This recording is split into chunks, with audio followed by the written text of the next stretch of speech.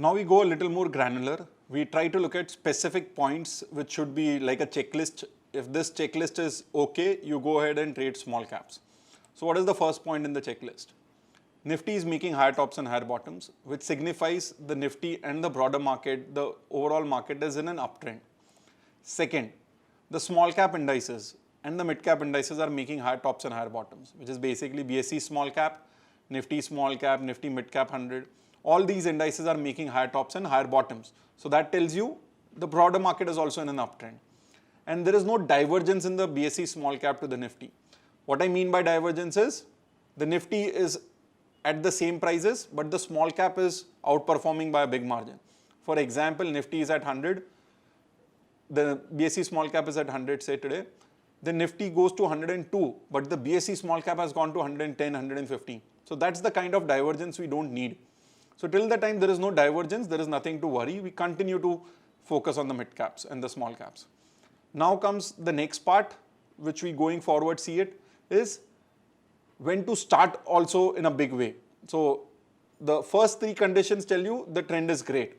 The next three conditions tell you when do you want to start, which is the exact time, which is where you want to be aggressive right away, which is where there is a long-term breakout in the major indices, which is basically Nifty and the SENSEX. And there was also a positive divergence, which is basically a bottoming out condition done in the BSE small cap. We'll see that later. And finally, there is a phase of time where there is relative strength in small caps and mid cap indices. What I mean by relative strength is the Nifty is sideways or drifting down a little lower, but the BSE small cap index is a little more flatter, which tells you what the broader market still has a lot of strength. In this places, you can still participate in leading small caps. So let us look at the charts and it will become easier. So what do you want is, ideally, the first three conditions are there, that is the best. So the best case is all of this is happening, or at least a few of them are happening out of this 6 points. So let us look at this chart, which is where we look at, you have the Nifty on the lower end in blue, you have the BSE small cap index in the red on the upside. So these are the two charts in front of us. Now look at this period between 2009 to 2010. You can clearly see Nifty is making higher tops. Your small cap indices are also making a higher top, right? So this is the point of time you want to be participating really well. Then there is this another phase in 2014 to 2015. What is happening? Nifty is making higher tops and higher bottoms. Your BSE small cap index is also making higher tops and higher bottoms.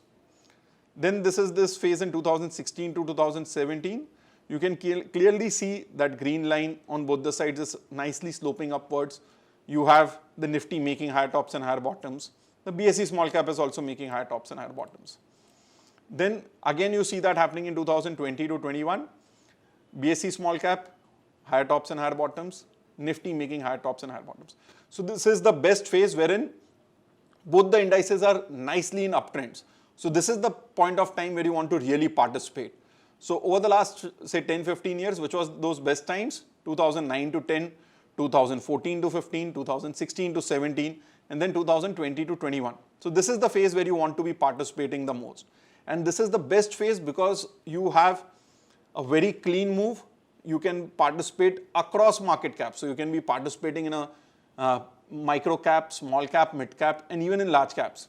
And this is the point of time which I say is the huge alpha period wherein you make so much outperformance that it can take care of all the other phases.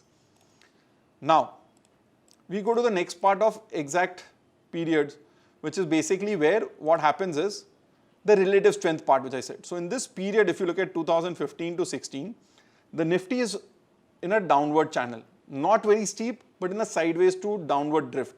But in that period, if you notice, what is happening? The BSE small cap index is flat. So this is the time which it clearly tells you the broader market has not topped out.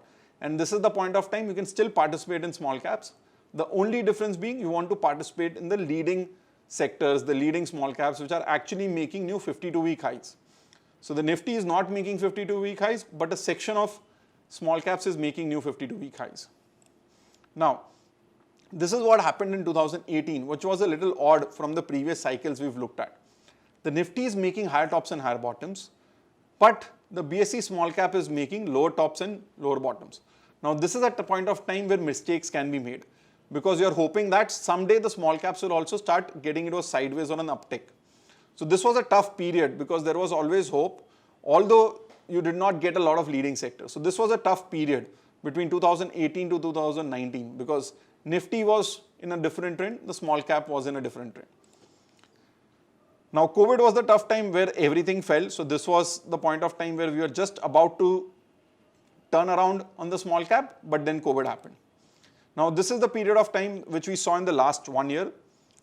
There is a small drift on the Nifty, but the BSE SmallCap Index is still doing sideways. So this is the point of time you again can participate in small caps, but you have to be in the leading small caps.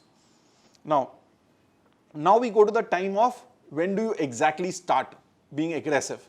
So we've understood which phases you want to participate, which one do you want to participate.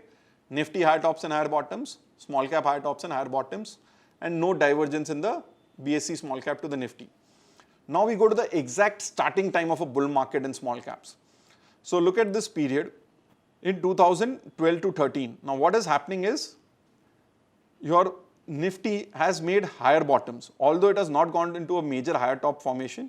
But what has happened to the small cap index? It is making a downward drift. It is making lower bottoms. So this is the divergence which we call as more like a panic part, wherein you are getting into a bottoming out phase for the small caps.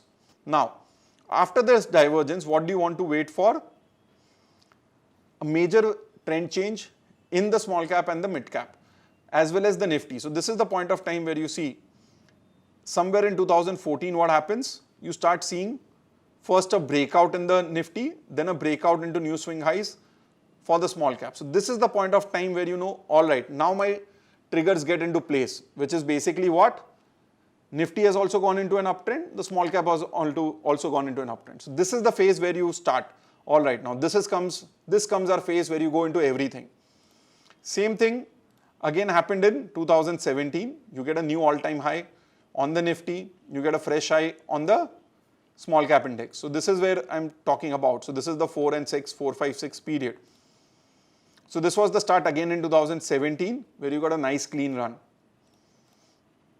Same way, if you look at it in 2020, you get a new all-time high somewhere here in the Nifty, and you get a nice 3-year high on the small cap. And this was the most beautiful period yet again.